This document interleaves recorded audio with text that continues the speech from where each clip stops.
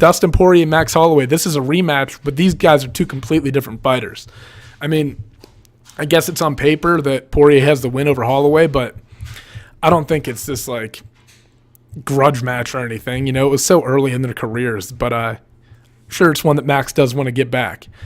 And, you know, these are two guys who, they're volume guys. I think this is going to be your fight of the night.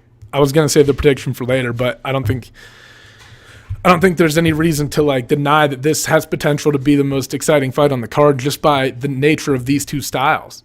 They throw their hands a lot. They utilize some kicks, but they don't rely on them completely. They're both talented on the ground if it goes there. But I think you're going to see a stand-up war for as long as it takes for somebody to go out or until the fight's over.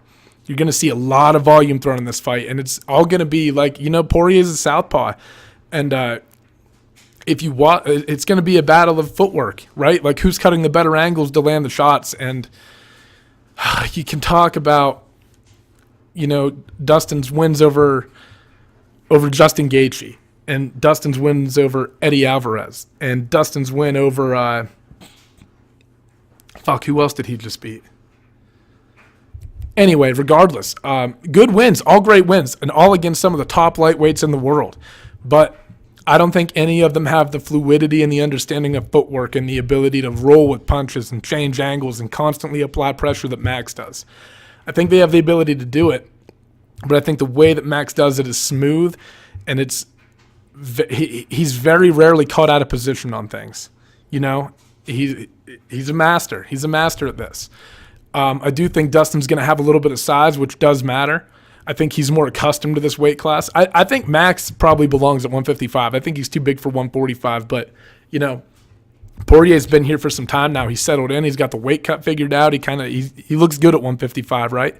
So I think that you're gonna have to see Holloway jabbing a lot, and Holloway's gonna be switching stances too. So he'll always be taking advantage of whatever openings he's seeing with Poirier. I'm taking Max.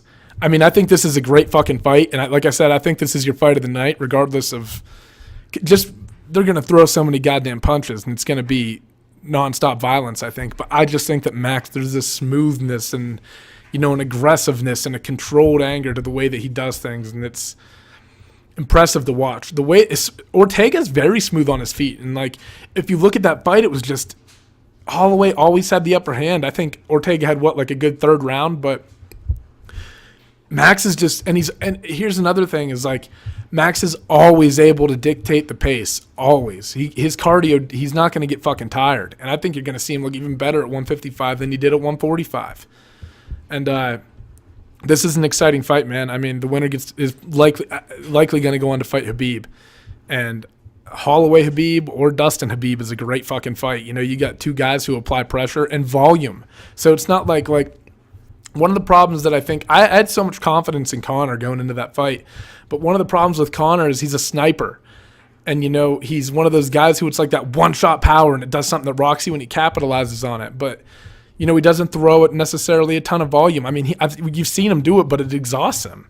He relies on knocking people the fuck out. But, you know, Dustin and Max have that style where they march forward and they throw a lot of fucking shots. And I think that if you can keep Khabib on his heels a little bit and busy defending shots, it kind of gives you a better chance because you're at least giving him something to work with, right? You're making it less easy for him to set things up.